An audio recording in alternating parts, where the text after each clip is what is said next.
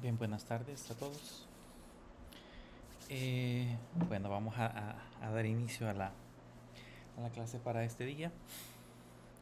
Eh, Recordando un poquito lo que estuvimos viendo la clase anterior, básicamente fue una introducción a CSS. Yo les mencionaba de que CSS en ese caso es un lenguaje eh, es un lenguaje de estilo, de hoja de estilos, normalmente se conoce como hoja de estilos en cascada, y que permite en alguna manera darle forma, darle formato a un documento. Vimos acá, por ejemplo, que podíamos aplicar diferentes formatos a diferentes elementos. Los formatos implican, por ejemplo, especificar color, tamaño, posición, entre otras cosas que vamos a aprender a hacer. Todo eso normalmente es responsabilidad del CSS. El HTML lo único que hace nada más es especificar los elementos que debería de contener un documento o una página web, y luego posteriormente el CSS se encarga de darle forma, de darle presentación a ese tipo de elementos que nosotros nos vamos a encontrar. Vimos en la clase anterior que pues habían varias formas de poder establecer formatos. Uno era hacer un CSS en línea, que era básicamente colocarlo sobre la etiqueta HTML. La otra era colocándolo dentro del documento, que es un CSS embebido o un CSS interno. Y la última forma, que es la más recomendada, es la que justamente podemos colocar el CSS en un archivo externo y luego vincularlo a través de la etiqueta o a través del elemento que se llama link. Estuvimos viendo en esta parte de acá cómo podíamos mandar a llamar los selectores. Vimos varias formas. Uno era utilizando la etiqueta propiamente. Podíamos hacer combinaciones de etiquetas. En este caso aquí le aplicamos reglas o le aplicamos estilos a dos elementos, a H1 y H2 por igual. Vimos en este caso que también podíamos hacerlo sobre sobre los elementos que normalmente le conocemos como ID. Estos elementos ID normalmente se colocan en el navegador a través de la etiqueta ID o a través del atributo, perdón, ID sobre los elementos HTML, y luego desde la CSS los mandamos a llamar haciendo uso del asterisco. Y en el caso del otro elemento eran las definiciones de clases. Las clases normalmente se colocan con el punto. Ya vimos de que después hay un atributo class que se coloca a cada elemento HTML, y desde el CSS yo puedo referenciarlo nada más colocando el punto y luego especificando la lista de valores. También puedo colocar varias clases a un mismo elemento. Esa es la ventaja con el ID. Es un identificador único que vamos a colocar del elemento, mientras que con las clases podemos colocar varios elementos agrupados o varios elementos separados por espacio, y eso indica de que vamos a aplicar de manera directa las propiedades y atributos que tenga cada uno de estos. Eso es con respecto a los selectores principales. Vamos a ver ahora un par de selectores universales. Hay un selector universal, lo voy a poner aquí en la parte de arriba porque pues por orden se coloca siempre en la parte superior.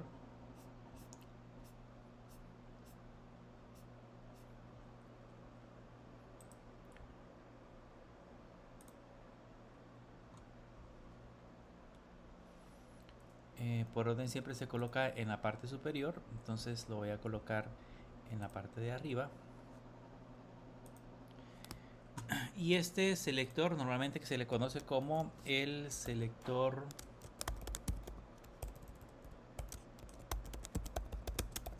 universal. Este selector universal, por su mismo nombre, lo que indica es de que lo que nosotros coloquemos acá se aplica a todos los elementos del documento HTML, y normalmente se utiliza el asterisco y después se le colocan las llaves, y allá nosotros podemos colocar esos atributos a todos los elementos. Ahí colocamos, por ejemplo, el margin, le voy a poner 0, y el padding también le voy a poner 0. Eso ya lo vamos a ver más adelante, lo que tiene que ver con elementos de márgenes, pero para más o menos entender cómo funciona, si se dan cuenta, si ahora los reviso acá, van a notar que todos se encuentran pegados al lado izquierdo. Para que veamos la diferencia, podamos notar la diferencia, lo voy a comentariar, vamos a guardar y vean que hay un espacio en la parte de arriba y en la parte izquierda que son los márgenes por defecto que le agrega el navegador.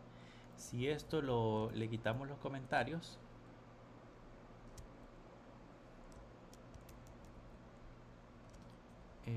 Si le quitamos la parte de los comentarios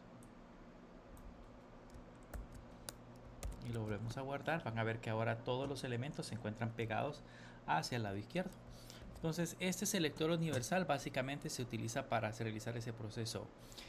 Esto que nosotros hicimos por acá de poner varios elementos a la par normalmente tiene también un nombre, que aunque ayer lo hablamos, pero se le conoce como selector múltiple. Eso implica de que yo puedo seleccionar varios elementos de una lista. Aquí he puesto H1, H2, podría poner, si quisiera, podríamos poner los párrafos, le pongo una coma, los párrafos, podríamos poner incluso una clase. Si yo quisiera, por ejemplo, acá abajo tenemos un elemento.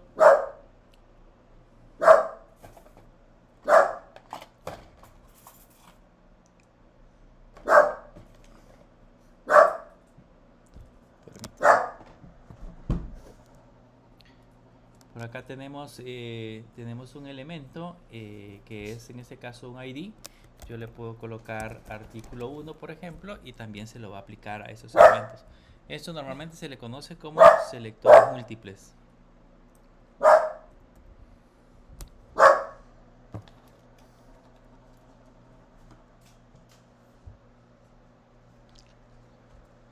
Esto normalmente se le conocen como selectores múltiples. Bien, si seguimos revisando un poco más los elementos, vamos a ver otros tipos de selectores que son muy interesantes. Vamos a hacer un ejercicio. Voy a regresar de nuevo al archivo HTML y aquí en la parte inferior vamos a agregarnos una lista. Voy a colocar algunos BR para poder separar un poco la lista o los párrafos que teníamos en la parte superior, y vamos a colocar una lista. En esta lista vamos a colocar un LI y le vamos a poner elemento 1. Le vamos a poner el elemento 2, el elemento 3, el elemento 4. Vamos a dejar hasta ahí. Es el elemento 4. Bien, en este caso, si se dan cuenta, acá yo he puesto un UL y luego seguido he puesto un LI. Este LI, porque como está dentro del UL, pasa a ser, estos son elementos hijos de este elemento principal que tenemos acá. Digamos que el padre del LI es el UL. Ese es como una, yo se los expliqué a un principio, es como una jerarquía que se especifica dentro de los elementos.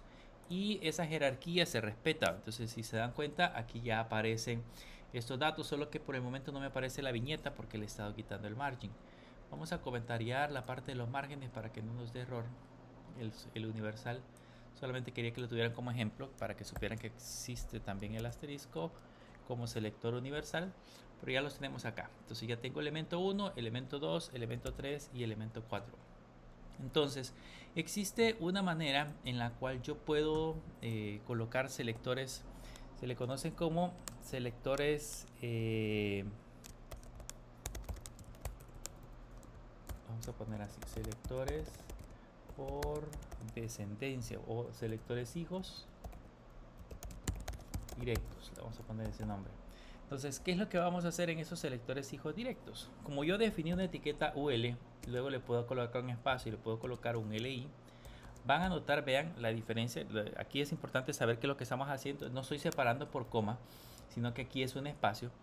En ese espacio, por ejemplo, puedo utilizar la etiqueta que se llama list style, que ahí puedo colocar square, puedo colocar, bueno, ya vamos a ver más adelante que le podemos agregar diferentes tipos de estilos a los elementos de la lista, pero yo le voy a poner, por ejemplo, un cuadrado y le voy a poner un font size por el momento, que son los que hemos estado viendo, de 24 puntos. Vamos a ver cómo se visualiza ahora el contenido. Se observan,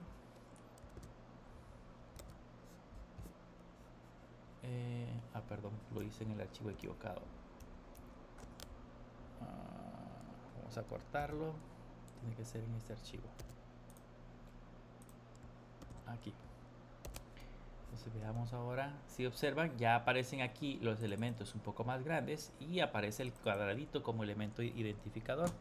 Eso normalmente se le conocen como selectores hijos, que básicamente lo que yo le digo es de que me le aplique el estilo de cuadrado a la viñeta y del tamaño 24 al texto directamente desde los elementos a los elementos hijos que contengan las etiquetas UL.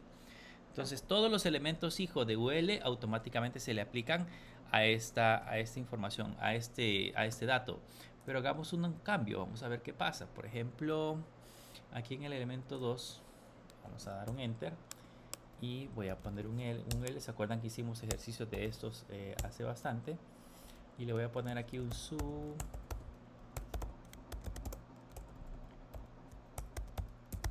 elemento 1 y vamos a poner un sub elemento 2 y un sub elemento 3 nada más, y lo voy a guardar. En teoría los elementos hijos de este UL son estos LI y los elementos hijos de este UL también pasan a ser estos LI. Si lo reviso, pues el proceso también se ha aplicado de manera similar. Vean que tengo elemento 1 y aquí tengo elemento 1, 1, 1, 2, 3. Pero, ¿qué pasa si cambiamos este UL por un OL? ¿Se acuerdan que los OL eran listas ordenadas? Entonces veamos qué va a suceder ahora con los OL. Si lo guardo, van a notar que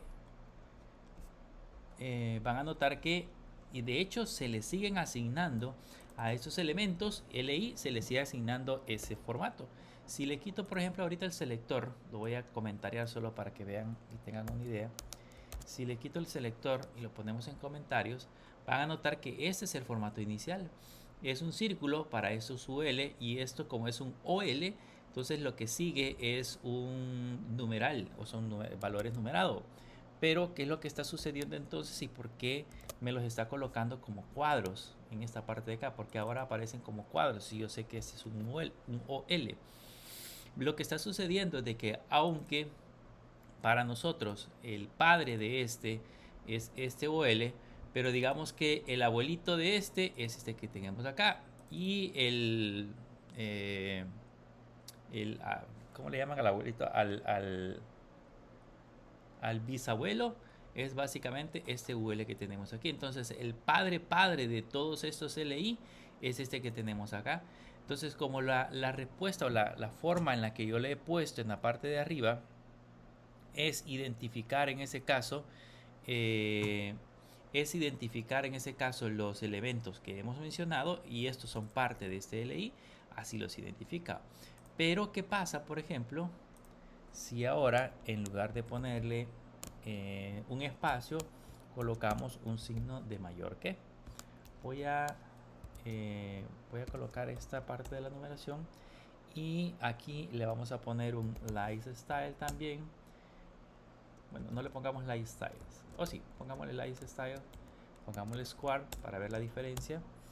Le voy a poner un font size de 22 puntos y le voy a poner un font white que sería el bold, que sería negrita. Vean la diferencia entre utilizar un espacio y utilizar en ese caso un signo de mayor que. Esto es un selector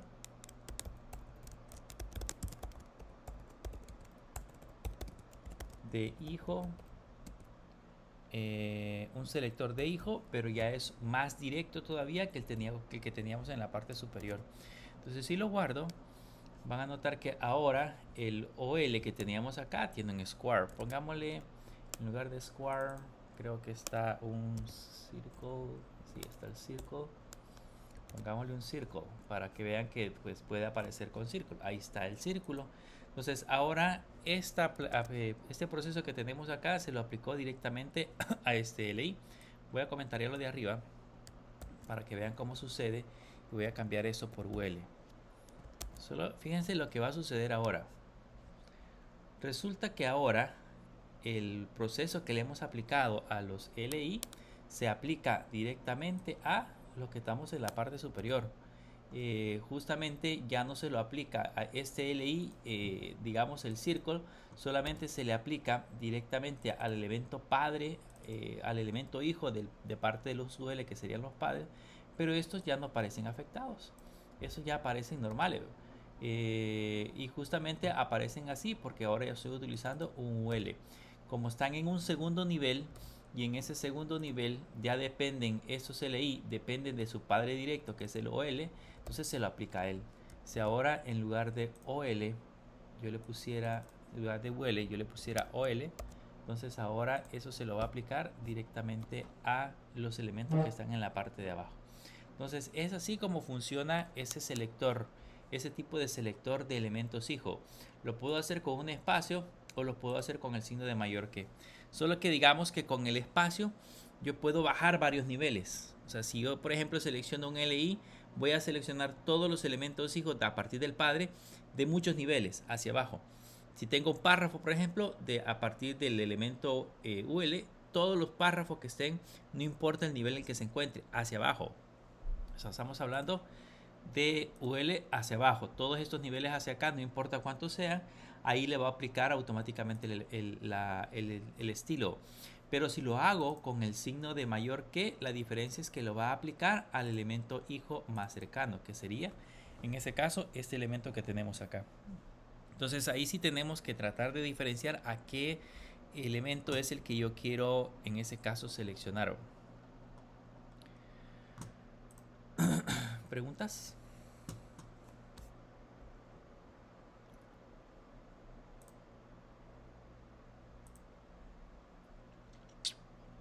Dígame.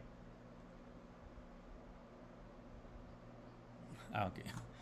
Va, hablemos ahora de otro elemento dentro de los CSS que se le conoce como pseudoclases o pseudoelementos. Para no ensuciar tanto el código, voy a cerrar todos estos y nos vamos a crear otro archivo.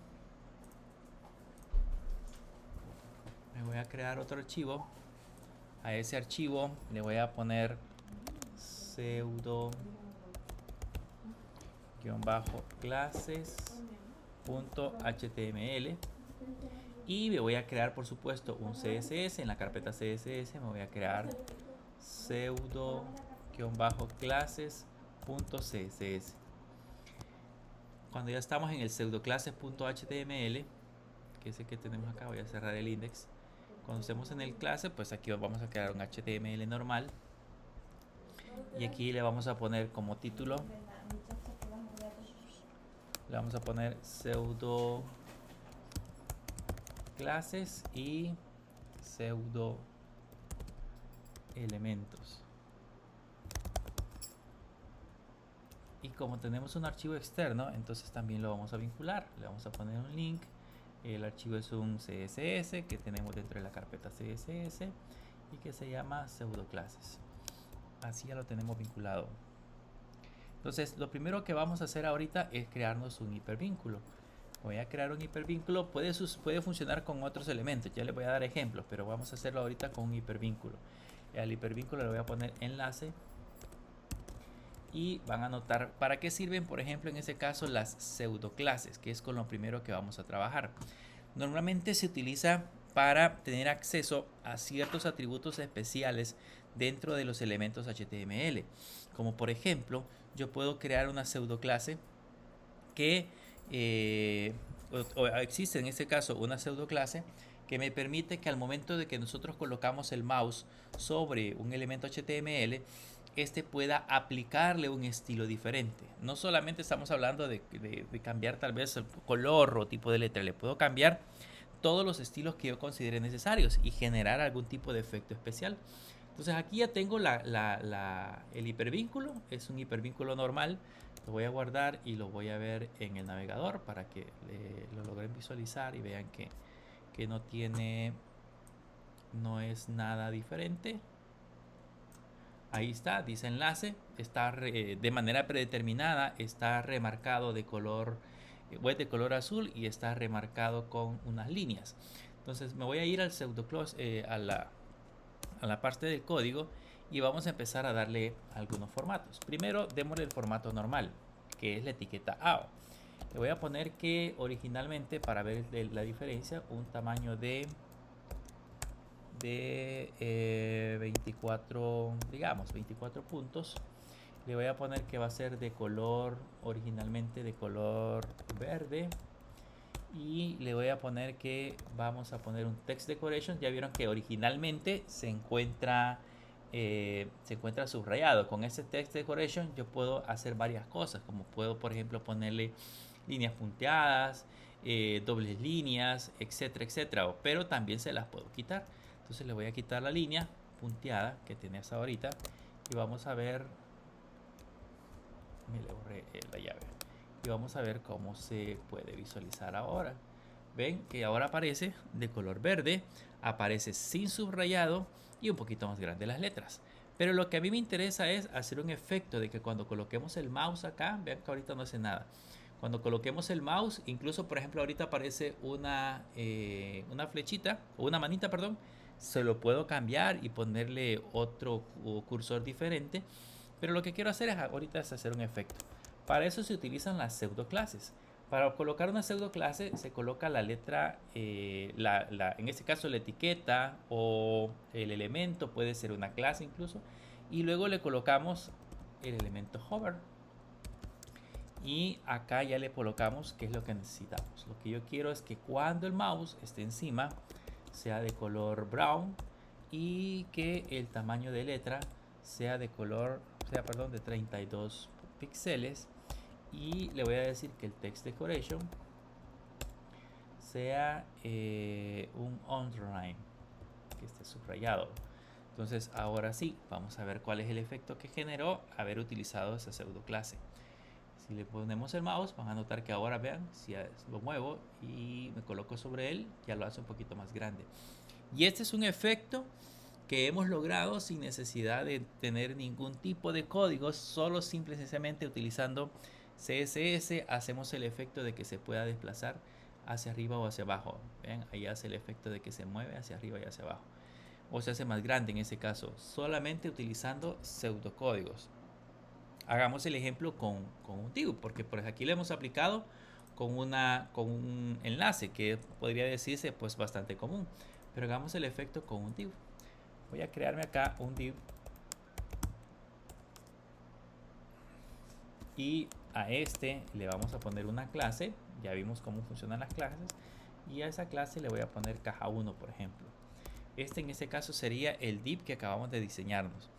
Entonces ahora voy a regresar al pseudocódigo. Esta clase ya pues no es nada nuevo para ustedes, ya saben que es un atributo de cada elemento HTML.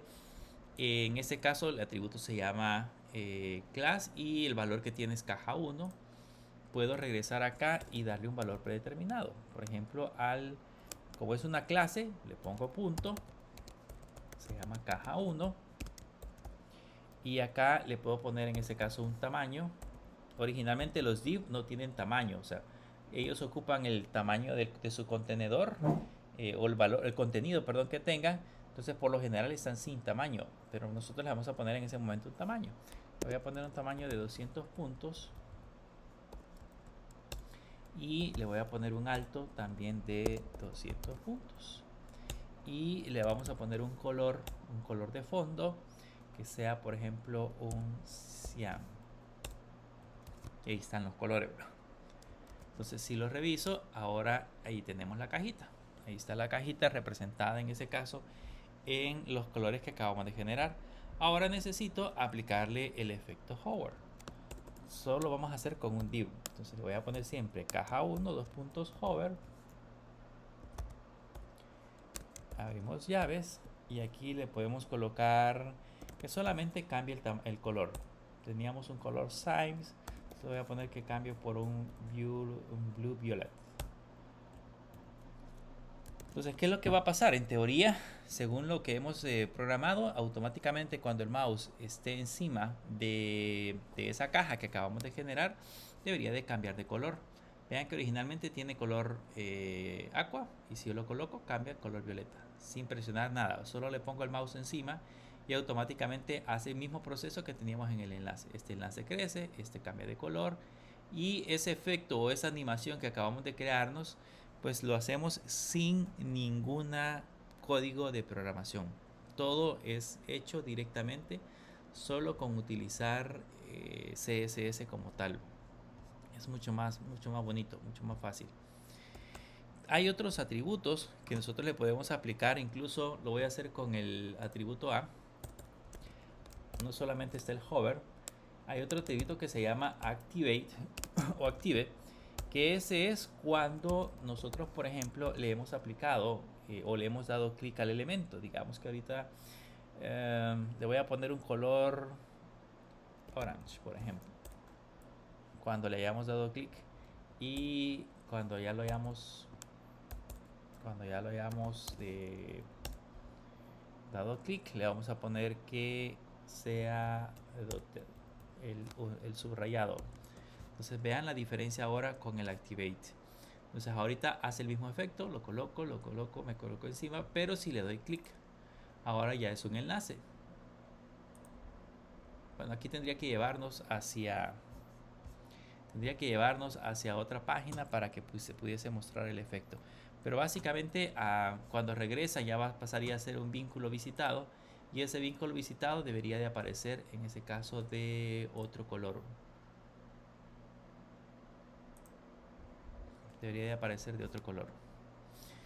Bien, eso es con respecto a la parte del activity. Eso es un selector, digamos, usando pseudoclases, pero vamos a ver ahora cómo puedo utilizar también pseudoclases para seleccionar elementos en relación al elemento padre. Voy a poner aquí otro elemento en esta parte de acá. Vamos a agregar otra vez un UL. Vamos a poner un LI y le voy a poner ítem 1.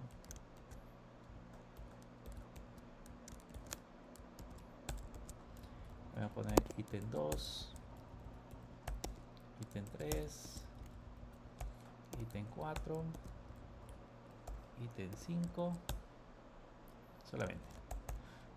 Bien, ¿qué es lo que vamos a hacer ahora? Hay un selector que me permite trabajar con elementos hijos. Este es el elemento padre. Entonces me permite trabajar con elementos hijos y a través de los elementos hijos determinar, por ejemplo, la posición en la que se encuentra ese elemento hijo. Por ejemplo, aquí le voy a poner como nombre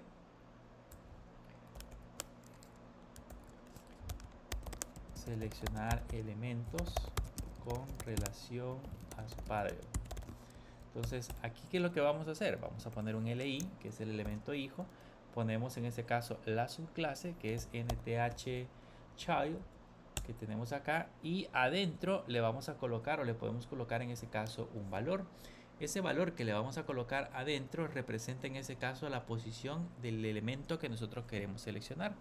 Si yo, por ejemplo, quiero seleccionar todos los impares, puedo agregar la palabra ODD, y eso me indica de que voy a seleccionar solo los elementos padres. Le voy a poner un background color, por ejemplo blue, y le vamos a poner el color de las letras, vamos a poner blanco.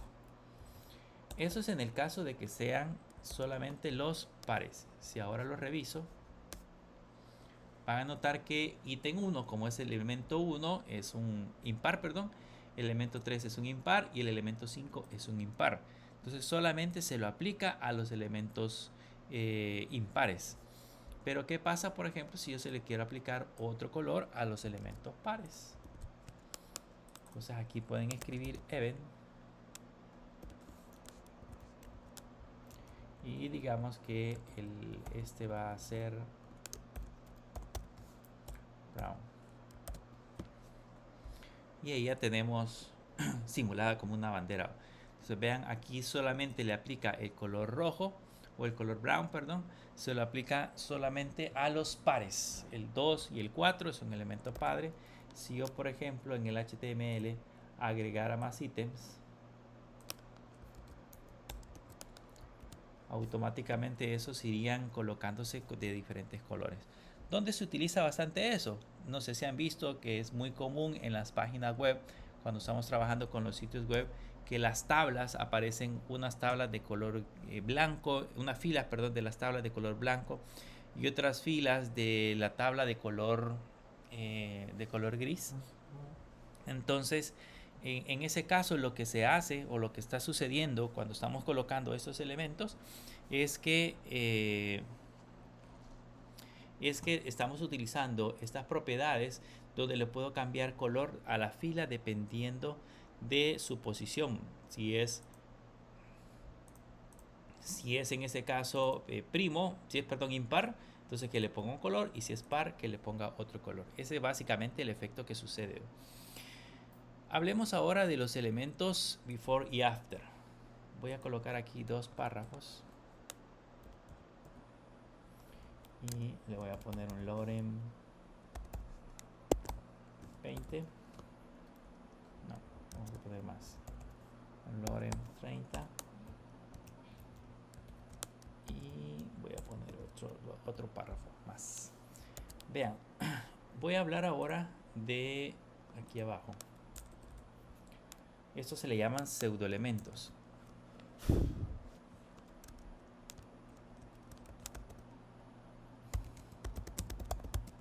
Voy a hablar de los pseudoelementos before y after. Estos elementos before y after sirven básicamente para colocar valores, o por ejemplo trabajar con valores de sus elementos padres antes de que se dibuje, en el caso del before, o después que se dibuje. Por ejemplo, le voy a poner acá para utilizar esos pseudoelementos se utilizan dos puntos seguidos. Ya no es solamente dos puntos, sino que se ponen dos puntos. O sea, se ponen dos veces las dos puntos. Y voy a usar, por ejemplo, el before. En el caso del before, yo le voy a decir que antes de los párrafos, la etiqueta es párrafo, antes de los párrafos en el content, yo voy a colocar, por ejemplo, creo que ustedes vieron, les di el ciclo pasado la combinación para sacar los emojis. Voy a sacar un emoji, por ejemplo, y le voy a poner una bandera. Y solamente, vamos a ver cómo se ve. No sé si notan que antes del párrafo le colocó una banderita.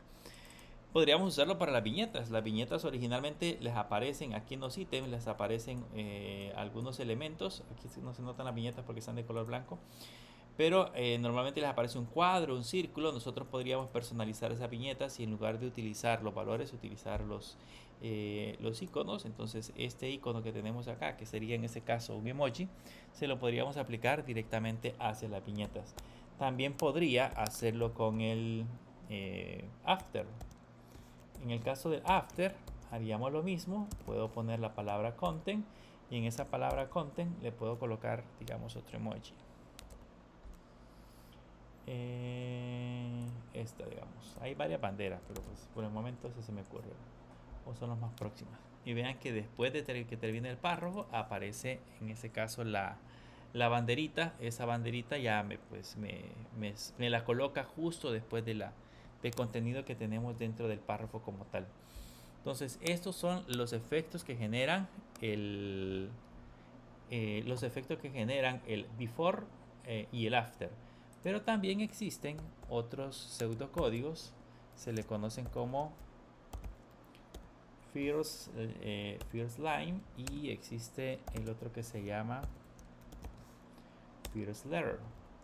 Lo voy a hacer de nuevo con los párrafos. Le voy a poner first letter.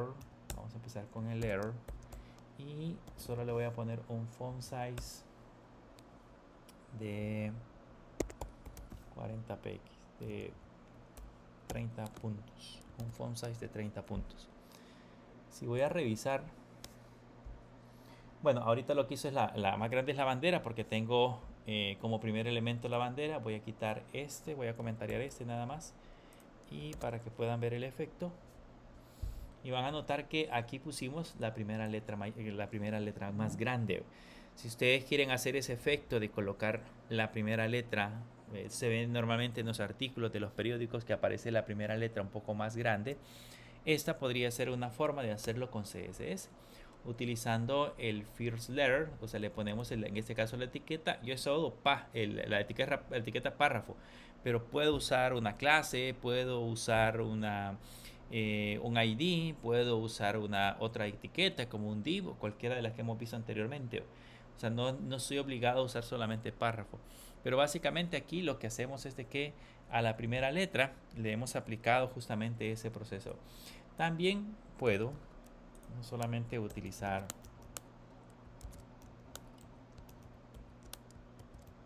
vamos a copiarnos esto, en lugar de usar first letters, usar first line, y a diferencia a ese le vamos a poner de tamaño, tiene 30, de tamaño 20 por ejemplo. Y van a notar que solo la primera línea que tenemos en la parte del navegador aparece con ese formato. Entonces, de hecho, la primera línea está conformada también dependiendo del tamaño de la pantalla.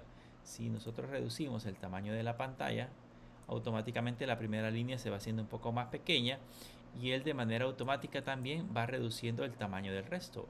Entonces, aquí si notaron, aquí yo empezaba a reducir y aquí la línea se iba cortando un poco y las letras que se trasladan a la siguiente línea ya se convierten en letras más pequeñas.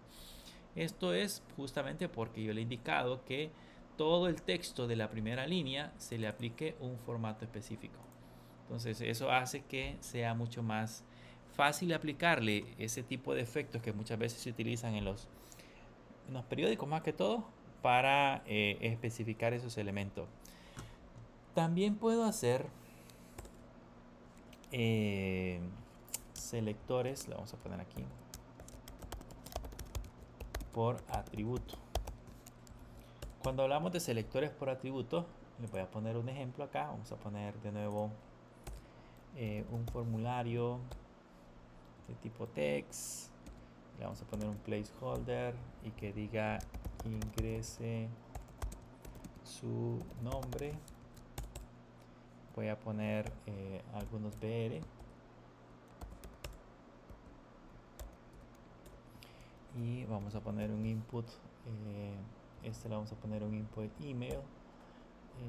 A este import email, ahorita no necesitamos los nombres, solamente es un ejemplo. Le vamos a poner un placeholder y le vamos a poner ingrese su correo. Vamos a poner, además de un email, vamos a poner un password.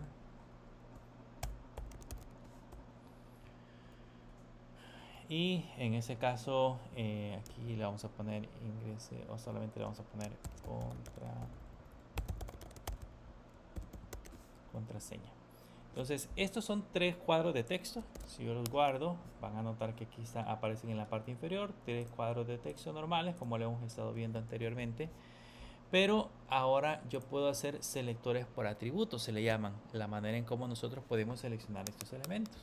Entonces le pongo input, abro abro corchetes y luego coloco el nombre del atributo. El atributo es type y le digo que el atributo type debe de ser igual a texto.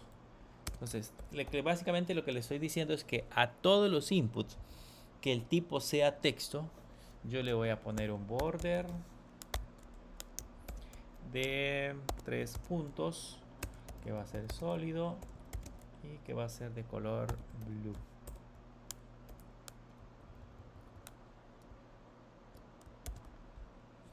Y si se dan cuenta ahora, vamos a revisar y van a notar que el único que tiene un borde de color azul en ese caso es el de arriba. El de abajo, que es el de la contraseña, por alguna razón lo está tomando de alguno de los elementos de arriba. Vamos a ver dónde tenemos azul.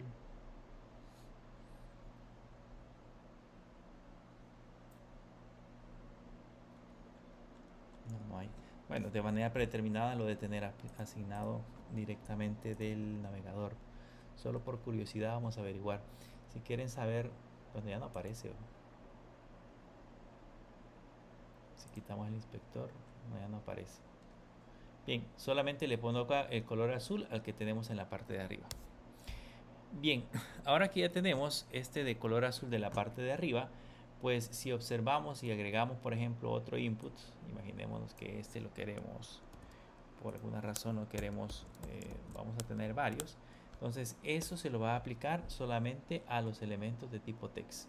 ¿Vean? Esos elementos de tipo text, que es un selector por atributo, me permite especificar nada más a los que yo voy a seleccionar. Y estamos hablando del atributo text, pero acuérdense que cada elemento tiene atributos. Podría ser el atributo placeholder, o podríamos tener el atributo class, el atributo href, etc. Nosotros podemos utilizar varios atributos, pero en este caso estamos utilizando el atributo type.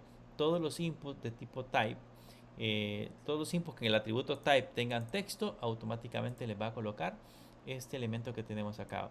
Y lo mismo podría ser si, por ejemplo, se lo quisiera aplicar al que tenga de tipo email. Aquí, digamos que orange, vamos a poner, necesitamos un orange. Y ahora se lo va a aplicar a los que sean de tipo email. Ahí aparece de tipo con borde de color orange para el cuadro de texto que acabamos de asignar. Entonces esa es la forma en la que nosotros podemos seleccionar elementos o aplicarle elementos específicos a los por selector. No sé si tienen alguna pregunta.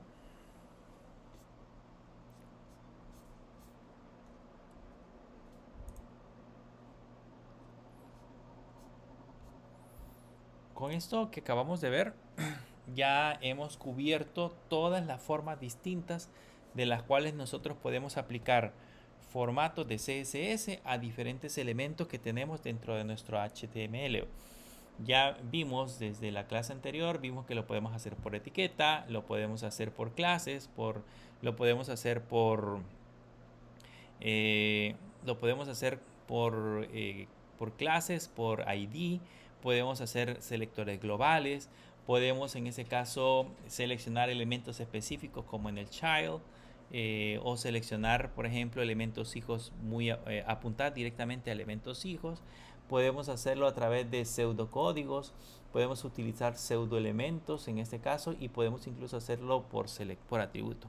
Las diferentes formas en las que yo puedo buscar o especificar en mi código HTML qué atributos le voy a poder aplicar. De eso se trata básicamente esta parte, esa descripción. Hablemos ahora de las reglas de precedencia, las reglas que le preceden. Voy a crearme otro archivo para tenerlo por separado. Me voy a crear un nuevo archivo que le voy a poner reglas de precedencia.html y me voy a crear un CSS con el mismo nombre, reglas-precedencia.css. Entonces con esos dos archivos vamos a estar trabajando. ¿Qué vamos a hacer? Pues lo primero que vamos a hacer acá es crearnos un HTML, y en el HTML le vamos a poner reglas de precedencia, y en estas reglas de precedencia en la parte de abajo nos vamos a crear en este caso un párrafo, y ese párrafo va a tener un lorem de 50, por ejemplo,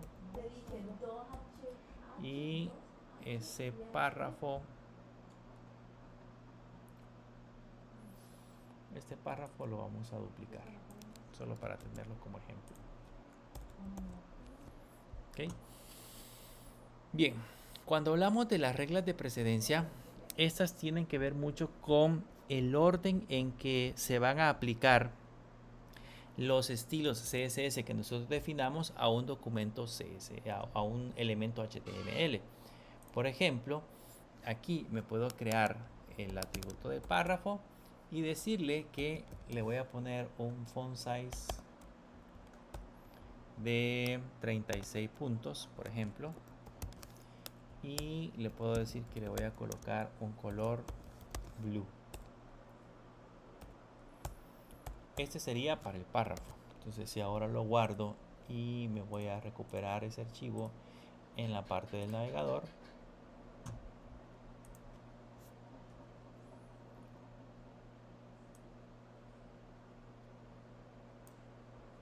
Ahí tenemos el archivo en el navegador. Creo que no lo hemos vinculado, por eso es que no aparece. Si se dan cuenta, no aparece el CSS, porque tenemos que vincularlo en la parte de arriba. Yo tengo que poner aquí el link y luego colocarle que eso está dentro de CSS y se llama reglas de precedencia.css. Y ahora sí ya lo debe aplicar. Pues ya tenemos que los párrafos, ambos párrafos son de tamaño 36 puntos y de color azul. Hasta ahí estamos bien. Ahora, ¿qué sucede? Por ejemplo, si yo escribo aquí un estilo en línea, le pongo style, le pongo igual y le pongo lo mismo, le pongo el font size y digamos aquí le pongo 20 puntos y le pongo el color y digamos aquí le pongo red. ¿Cuál de los dos estilos va a aplicar? Porque pues en el caso para ese párrafo, según lo que hemos especificado en mi CSS, yo le he puesto acá que el parámetro, o en ese caso las etiquetas de tipo párrafo, deberían de tener tamaño de letra 36 y color azul. Pero aquí mismo, en esta parte, en un estilo en línea, le estoy indicando que el tamaño de letra debería ser 20 de color rojo. Entonces, ¿cuál es el que precede o cuál es el que predomina en ese caso? Si se dan cuenta, en el párrafo de arriba predominó el CSS en línea. Entonces, aunque yo haya definido una gran cantidad de reglas en los diferentes archivos CSS, pero si en algún momento yo escribo algún HTML, algún atributo CSS con la etiqueta, con el atributo style a un elemento HTML, entonces automáticamente va a ser más importante o va a tener más relevancia el atributo CSS en línea. Entonces hay que tener mucho cuidado porque es muy probable que nosotros podamos sobreescribir, digamos, la parte del funcionamiento que tenemos dentro de una aplicación. ¿Qué pasa, por ejemplo, si hacemos esto? Le voy a colocar, hoy lo voy a hacer con el otro párrafo. A este párrafo le voy a poner un ID y le voy a poner párrafo 1 o este párrafo 2 y le voy a poner una clase y a este le voy a poner clase párrafo, aquí sería un guión medio, párrafo 2. Entonces vamos a ver qué es lo que sucede ahora con el atributo ID y el atributo class. Voy a venir de nuevo hacia esta parte de acá. Ya sabemos de que los ID los hacemos con numeral. Entonces como nombre le puse párrafo 2, le puse si no me equivoco. Sí, párrafo 2. Ya sabemos que tenemos que mandarlos a llamar con numeral. A este párrafo 2 le voy a poner que el color de letra, como ya tenemos arriba el color blue, le voy a poner el color green, por ejemplo. Y luego en la parte de abajo vamos a poner el punto y ¿cómo se llamaba la clase? Se llamaba clase párrafo 2.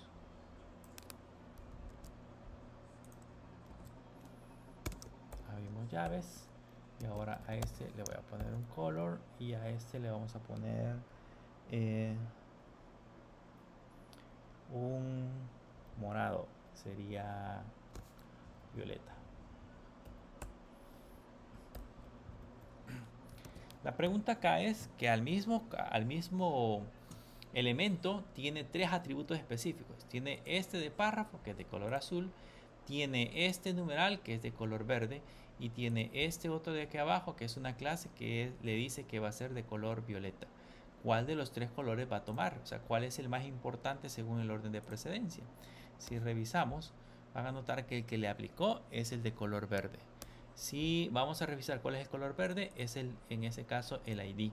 Por lo tanto, el atributo ID que tenemos en esta parte de acá, que es el que acabamos de aplicar, ese por el momento es el que tenía mayor relevancia. Y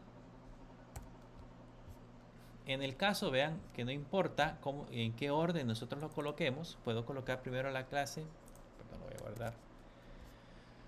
Puedo colocar primero la clase y luego colocar el ID, pero quien va a tener más importancia siempre va a ser el ID.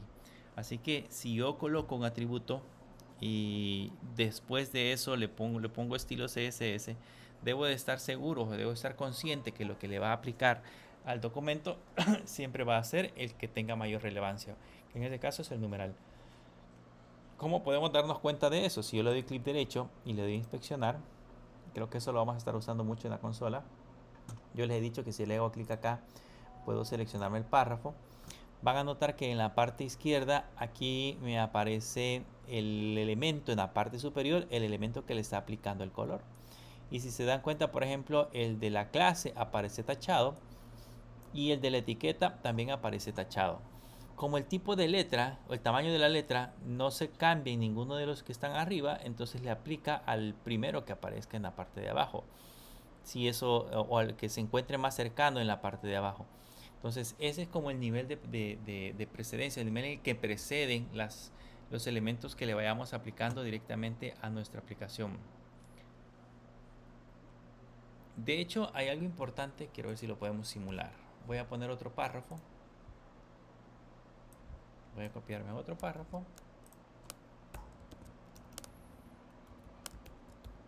Que también lo debemos de considerar. Este párrafo tendría que tomarlo tamaño 36 de color azul. Si vamos a revisar, voy a quitar la consola. Aquí lo tenemos tamaño 36 de color azul. ¿Qué pasa si por alguna razón vengo yo y en el mismo archivo, estamos hablando del mismo archivo, le pongo párrafo y le pongo que aquí va a ser de color, allá le pusimos azul. Bueno, voy a buscar aquí un color así rapidito de los que se encuentran acá, un color chocolate, por ejemplo. Entonces ahora si lo ejecuto o lo guardo, ¿cuál de todos va a tomar? ¿Va a tomar el que está arriba o el que está abajo? Porque si se dan cuenta, básicamente he repetido la etiqueta. Y en algunas ocasiones, cuando los archivos CSS son muy grandes, son muy extensos, uno suele cometer ese error, que la misma etiqueta la vuelve a redefinir en la parte de abajo con otros estilos y estos se sobrescriben automáticamente. Entonces, ¿qué es lo que ha hecho? Ha tomado los valores de abajo. Porque como CSS, en el caso que sean repetidos, lo que va a hacer es que en el orden en que los hemos definido, va a tomar el último atributo que se le asignó. O sea, él dice, originalmente le puse azul, pero más abajo me dice que le ponga color chocolate, entonces pues le asigno color chocolate. Por eso lo cambia en la parte inferior. Eso es con respecto a esa parte de los elementos. Ahora, ¿qué pasa, por ejemplo, si yo quisiera que fuese de color azul? O sea, que predominara de manera forzada, que predominara el color azul que tenemos en la parte de arriba. Hay un atributo o hay un elemento que se puede utilizar para hacer que predominen los atributos, que es importante recordarles, no debemos de abusar de ese atributo porque puede ocasionarnos más adelante una serie de problemas, pero ese atributo se llama importa. Entonces aquí lo que le indica es de que no importa en qué orden o en qué lugar o en qué precedencia sea o en qué precedencia se ha definido el color, vean que va a ser importante el que tenemos en la parte de arriba. Entonces vamos a ver ahora qué color toman todos los párrafos. Y si se dan cuenta, todos son de color azul. O sea, aquí ya no importa si este es un ID, si este es una clase, si este está repetido y lo colocamos dos veces abajo. Media vez este se haya definido como importante, entonces es el que se le va a aplicar a todos los elementos. Es el que va a estar, digamos, a la cabeza de todos. Pero ojo que no es... no es, como les dijera, no hay que exagerar, no hay que abusar del uso de ese elemento porque puede hacer que estemos sobreescribiendo demasiadas reglas y después ya no podamos identificar cuál es el elemento al que nosotros se lo queremos aplicar. Así que eso sí es importante. Probemos duplicando el archivo. Vamos a ver qué pasa con los archivos duplicados. Aquí en Visual Studio Code, yo le puedo dar clic derecho acá al archivo y aquí van a encontrar una opción, la que dice copiar, y aquí mismo le damos pegar y me hace una copia. Y si le doy clic derecho, la puedo renombrar y le puedo poner, en este caso, orden de precedencia 1, digamos. Entonces tengo dos archivos, tengo las reglas de precedencia 1 y tengo las reglas de precedencia 2. Vean, son dos archivos que están puestos acá. Voy a quitar para mientras el importan. para que podamos ver el efecto. Ahora bien, como ya puse un segundo archivo, yo puedo colocar en mi archivo HTML no un archivo, puedo colocar todo lo que yo necesite. Entonces aquí puedo decirle que voy a mandar a llamar de CSS el archivo de precedencia, reglas de precedencia 1. Entonces ya estoy mandando a llamar dos archivos. La pregunta es, digamos aquí, acá le cambio, ya no sea chocolate. Hoy le vamos a poner dark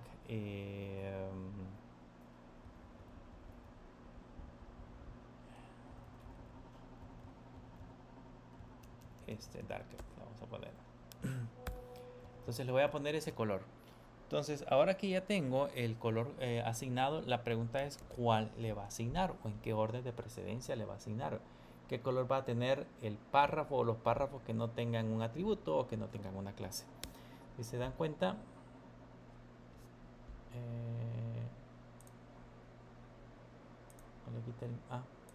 tengo que quitar el importante de acá. Si se dan cuenta, el que le asignó fue el del último archivo. O sea, según el orden que yo especifique, si aquí yo cambio el orden y en lugar de colocar este, lo colocamos arriba. Ahora, ¿cuál es el que va a aplicar? Aplicar del segundo archivo. Entonces, aquí el orden en que colocamos los archivos también es importante, porque ese va a determinar también las reglas. Digamos que internamente lo que hace el navegador es que une el contenido de CSS de los 2, 3, 4 archivos que hayamos definido y de acuerdo a eso va aplicando las reglas que correspondan.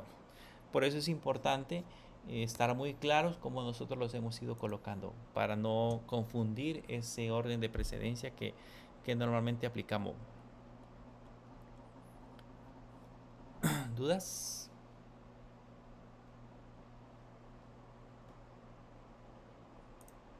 ¿No?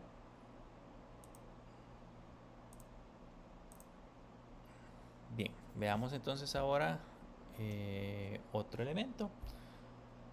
Voy a borrar los archivos y voy a crearme uno nuevo. Le voy a poner a este, se va a llamar colores.html. Porque si se dan cuenta, hemos estado colocando colores y colores y colores, pero no hemos visto cómo se generan esos colores. Cuál es la manera en la que nosotros vamos a crearlos. O qué pasa si yo necesito un color muy específico. ¿Cómo hacemos para aplicar esos colores? Voy a poner mi HTML. Y aquí le vamos a poner colores en CSS.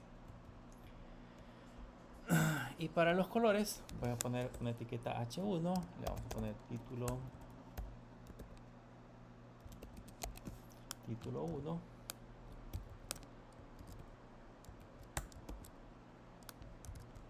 Voy a poner una etiqueta H2, le voy a poner título 2. Voy a poner una etiqueta H3 y le voy a poner título. Aquí era 2, aquí es 3. Voy a poner una etiqueta H4 y aquí le vamos a poner título 4. Voy a poner una etiqueta H5 y aquí le voy a poner título 5 y vamos a llegar hasta las 6. Voy a poner etiqueta H6 y aquí le voy a poner título 6. Y vamos a ver esto en el navegador. Bueno, tenemos que vincular el CSS para que funcione, si no vamos a tener el mismo problema. Entonces le ponemos acá link CSS, le decimos que está dentro de la carpeta CSS que se llama colores. Entonces ya tenemos ahora vinculado el archivo, lo voy a ver en el navegador.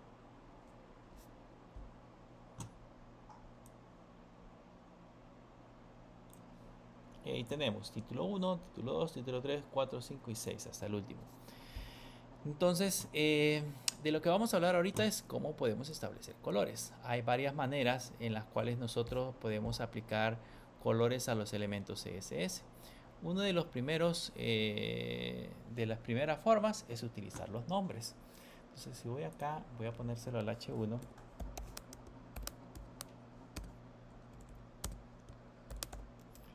Y, por ejemplo, le vamos a colocar a este el color de la letra. Vean, Aquí, si se dan cuenta, hay una serie. Cuando ustedes le colocan los dos puntos, les da una lista de una serie de colores que ustedes pueden estar revisando, que ustedes pueden aplicar. Esos colores ya están predefinidos. Hay una lista enorme de esos colores que ustedes ya pueden utilizar sin necesidad de saber cuál es el código que se usa para generarlo. Si se dan cuenta, por ejemplo, aquí ya me puso este color. ¿Cómo puedo saberme los nombres o tener un listado completo de los nombres de esas listas? Si ustedes escriben, esto se lo voy a dejar en la plataforma. Si ustedes revisan, por ejemplo, hay una página que se llama w3school.com. En esta página ustedes pueden encontrar los nombres. De hecho, si lo quieren hacer más fácil, pueden colocar color names en el navegador, y este lo va a llevar a esta que sería la W3 School, y lo va a llevar directamente hacia esta página, y en esta página ustedes ya pueden ver todos los nombres. Aquí están los nombres de los colores que ustedes pueden utilizar. Vean que es una galería muy grande, y estos colores son soportados por la mayoría de los navegadores que nosotros podemos utilizar. Por ejemplo, vamos a buscar alguno. Papaya white. Vamos a ver si existe. Vamos a poner aquí papaya Wix. Si lo guardamos y regresamos hacia acá, casi no se nota. Busquemos uno más claro. Digamos, orange red. Entonces puedo venir hacia acá y ponerle orange red. Y van a notar que aquí ya me coloca ese color. Ese color es el soportado directamente por la parte de los navegadores. Todos los navegadores soportan, de hecho eso es lo que dice la página, todos los colores que soportan básicamente todos los navegadores son nombres específicos donde yo no me tengo que saber de memoria el código con el cual se está generando, sino que él automáticamente se lo va aplicando. Esa es una manera en la cual nosotros podemos aplicar colores. Me puedo crear, por ejemplo, una cajita por acá.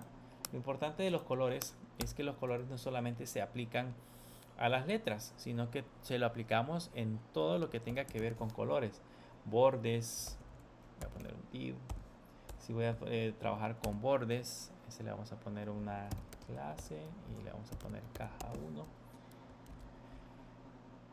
Y aquí me puedo definir la clase que se llamaba caja 1, y a de igual manera le puedo colocar un tamaño, digamos, de 400 px y un alto de 400 puntos y un background color.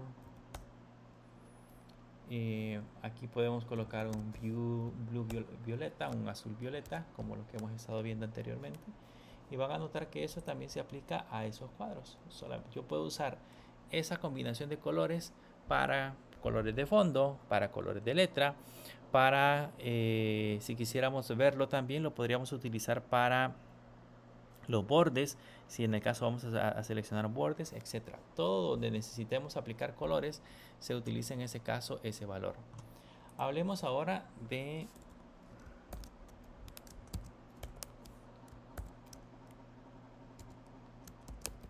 colores hexadecimales.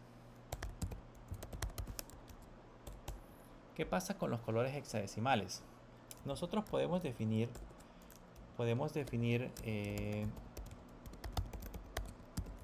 colores usando valores hexadecimales. Voy a abreviar hexadecimales, donde los números válidos o los valores válidos son 0, 1, 2, 3, 4, 6, 7, 8, 9, y las letras de la A, lo voy a poner en mayúsculas, la A, la B, C, D y la F. Esos son los valores hexadecimales que nosotros podemos utilizar, y normalmente son un grupo de 4 valores, o sea que yo puedo utilizar 2RR, 2RR, 2GG y 2BB, que es una combinación de rojo, verde y azul, donde cada uno de ellos define en ese caso la combinación de color que le vayamos a aplicar. Por ejemplo, yo voy a definir para el H2. Aquí sí ya me puedo inventar el color que yo quiera porque son combinaciones de colores muy amplias. Digamos que yo quiero definir el color en formato hexadecimal. Colocamos el numeral y le colocamos los primeros dos dígitos corresponden al color rojo. Los segundos dos dígitos corresponden al color RG, al color verde, y el último corresponde al color azul. O sea, aquí le ponemos, digamos, esta combinación de colores. Le voy a poner al final 00 y vamos a ver de qué color aparece nuestro texto. Vean que ya aparece de color verdecito. ¿Qué pasa, por ejemplo, si en lugar de ponerle FF en medio, le pongo FF al principio? Ahí, si notan, aparece de color, tengo que guardarlo, aparece de color rojo. ¿Qué pasa si le coloco 00 al inicio y el FF lo colocamos al final? Ahí se genera el color azul. Y las combinaciones intermedias, por ejemplo, si yo le pongo 09 y aquí le ponemos A1, entonces ahí se van generando combinaciones de colores entre esos, digamos, entre esos tres colores básicos se va generando una combinación de colores muy amplia. Creo que lo vieron en la escuela, supongo yo, en algún momento cuando vieron la parte de pintura, les enseñaban que con tres colores básicos como el rojo, el verde y el azul se pueden generar toda una serie de combinaciones de colores o toda una gama de colores. Eso es lo que han aplicado acá. Ustedes con valores hexadecimales, aquí valores del 0, 0, combinaciones de dos dígitos entre el 0 al 9 y la A a la F, como lo tenemos aquí, puedo generar toda una serie de combinaciones de colores muy extensa. Y bueno, ahí trabajar directamente con ese sistema. Pero también puedo trabajar con los colores usando el RGB o también es el Green. El de arriba es RGB, pero es en hexadecimal, ¿no? Este RGB es el Green, el Blue, con valores de 0 a 255. ¿Cuál es la diferencia con esta combinación? Aquí le voy a poner, por ejemplo, al H3. La diferencia con esta combinación es que usamos una función que se llama RGB. Abrimos paréntesis y ahí le colocamos valores o combinaciones de valores. Si yo le pongo 0,0,0, van a notar que ese es el color negro. Entonces, si yo voy al H3, bueno, ahí me aparece justamente de color negro. Pero si yo utilizo combinaciones de 255, 255, 255, eso me debería de generar el color blanco. Tenemos el H3. Este es mal escrito. RGB.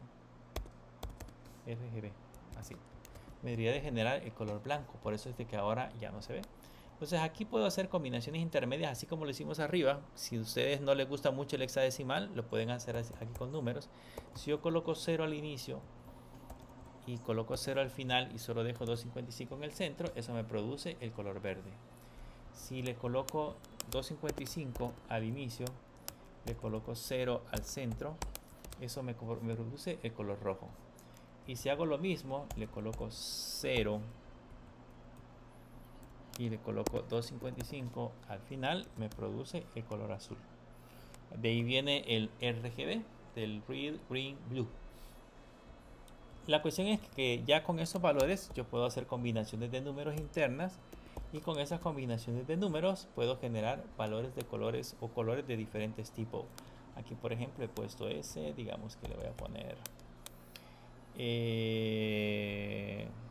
200, digamos, y vean que ahí me generó ya un color un poquito azul, pero más tenue. ¿Okay? Eso es lo que hace en ese caso la parte del RGB.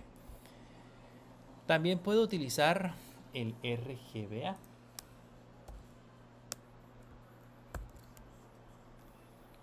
El RGBA. Que esto viene, el RGBA viene de Red, Green, Blue y Alpha. red, green, blue y alfa con valores de 0 a 255 para el RGB y para alfa valores de 0 a 1. ¿Cómo funciona esta parte? Ya esto es un poco más interesante, porque lo que nosotros hacemos, aquí se lo voy a poner al H4, lo que nosotros hacemos en este caso es ponerle siempre el color y ponerle RGBA, y vean que aquí me pide combinaciones de rojo, verde y azul. Entonces yo le puedo poner aquí también números, digamos que le voy a poner un 230, aquí le voy a colocar un 14 por ejemplo, y aquí le voy a colocar un 111, y en el alfa si le coloco 1 no pasa nada, esa es digamos la transparencia, por eso se le conoce como alfa. Van a notar que no pasa nada, entonces el H4 de hecho aparece de color más resaltado. Le voy a poner un font size un poco más grande para que lo podamos diferenciar. Le voy a poner un font size de 48 puntos. Entonces ahí notan que título 1 aparece súper grande, pero conforme este número, si yo le pongo 0, conforme lo vamos disminuyendo se va haciendo más tenue. De hecho ahí desapareció. Si ahora yo le pongo 0.5, van a notar que ahí ya se ve un poco más transparente. Le voy a poner color al fondo para que lo podamos diferenciar. Voy a poner al body un background color. Le vamos a poner un brown, digamos, al fondo. O sea, así se ve más o menos el color. No, quizás un gray.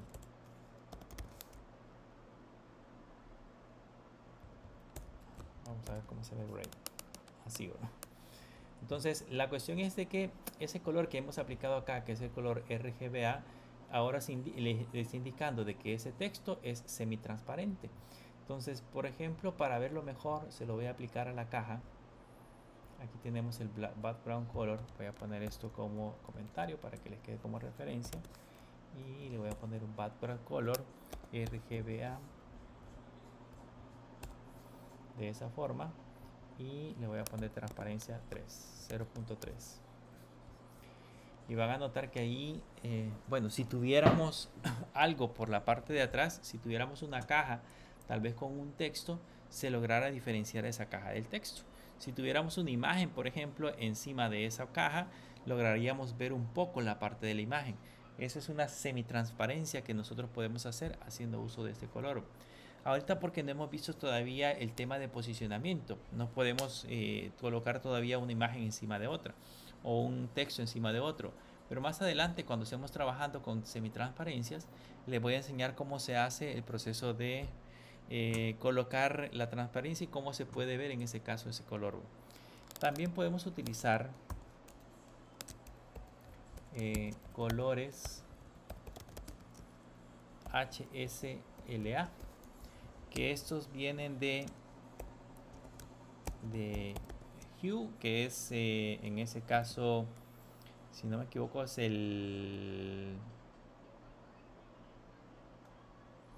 no recuerdo qué significa Hue, pero el segundo es la saturación. Déjenme ver qué significa Hue.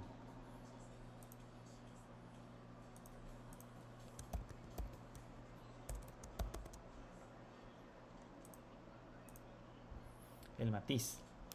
Ese tiene que ver con el matiz. Y luego después de eso viene la saturación. Y después de la saturación, eso sería la S. Y luego de la saturación viene la luz o el brillo, si lo queremos ver de esa manera. Entonces aquí sería un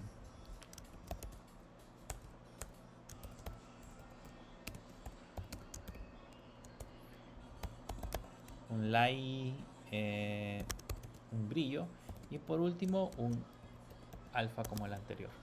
Entonces esa es otra manera de colocar colores. Es un poquito más complicada quizás, porque por ejemplo yo puedo colocar un color y decirle que voy a utilizar el modelo de HSLA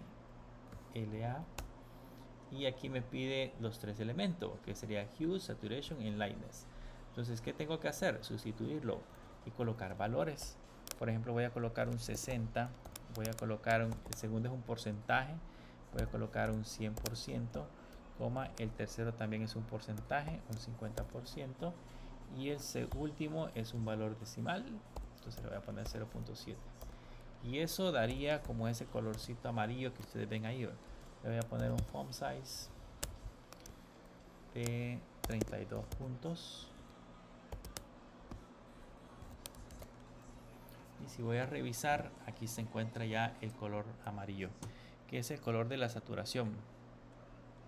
Es el color completo de la parte de la saturación.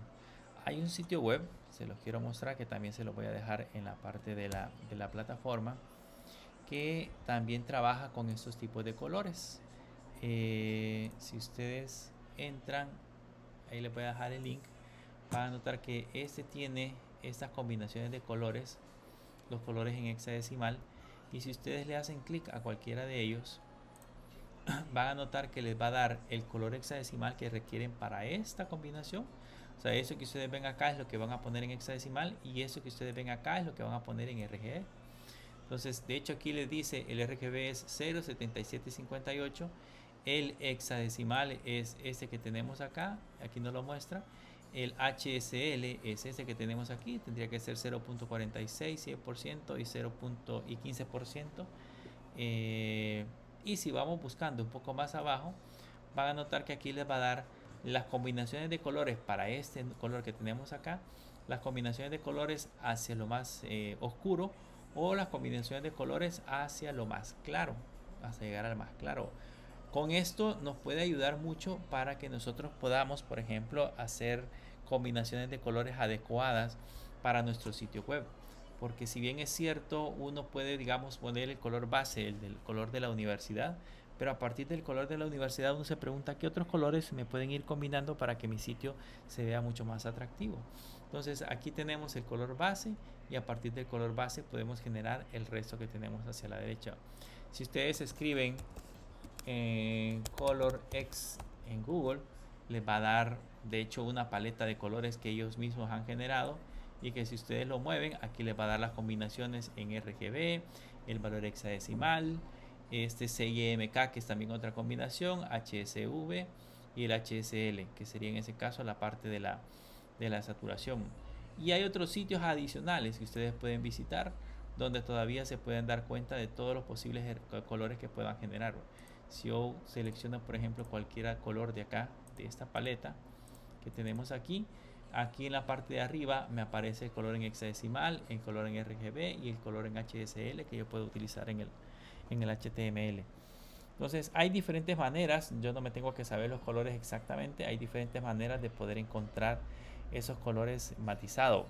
Esto lo utilizan mucho los diseñadores, principalmente para crear los sitios web y tener las combinaciones de colores adecuadas para los modelos o los sitios que ellos diseñan, para trabajar con la parte del diseño del sitio como tal. Eso era lo que les quería enseñar con respecto a los colores, las diferentes formas que tenemos para colocar colores distintos. Normalmente las más usadas son estas, pero serían saber el nombre del color. Si ya sabemos el nombre específico, pues solamente le colocamos el nombre. O en este caso utilizar, por ejemplo, RGB o RGBA para colocar transparencias, o muchas veces van a encontrar valores en hexadecimal. Si revisamos el sitio, para que tengan una idea, el sitio de la universidad, yo puedo inspeccionar acá los elementos. Por ejemplo, este color de aquí, vamos a revisar cuál es el color que tiene para la parte del fondo. Por aquí hay una parte que dice computado, y este es vean que el color puesto para las letras es en RGB, y el que necesitábamos ver era el color de fondo.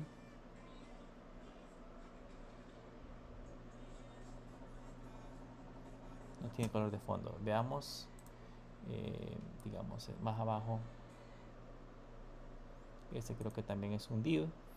Aquí podemos encontrar el background color, que es el color de fondo, pero necesito ver el elemento interno.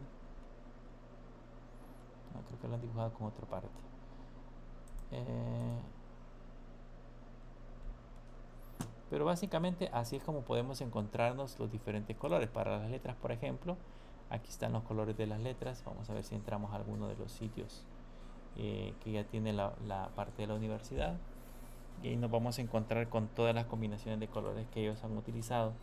Y pues muchos utilizan, como les mencionaba, RGB, y hay otros que utilizan el hexadecimal, hay otros que utilizan RGBA, dependiendo de lo que necesitemos aplicar. Así es el color. Vean que por ejemplo aquí tengo un RGB aplicado, un background color RGB, indicando en ese caso que sería la imagen de el color de las letras que se le ha aplicado. Vean que es diferente. Todo ya no es rojo, sino que ahora es blanco. Esta franja negra que tenemos acá, tal vez podemos ver, la franja negra está con RGB y ahí aparecen los colores en RGB que podemos aplicar, para que se haga una idea de cómo se usa ya en la práctica, cómo se aplican esos colores en cada uno de los elementos. Bien, si no hay preguntas, eso sería todo lo que hemos visto hasta ahora. El parcial que tenemos para la próxima semana va a salir hasta esta clase. Y el laboratorio que va a estar disponible el día sábado, pues por el momento solamente vamos a tocar la parte teórica, que es los primeros conceptos que vimos, se recuerdan, en las primeras clases, y hasta el HTML. Hasta el parcial va a salir la parte del CSS, pero por el momento para el laboratorio del día sábado solamente vamos a tocar la parte de HTML. Entonces tienen que estudiar la parte teórica y un poquito de HTML, y con eso sería lo que tendríamos para el laboratorio. Y ya para el parcial, pues sí tienen que saber un poco de lo que hemos estado viendo en estas clases del CSS. ¿Dudas?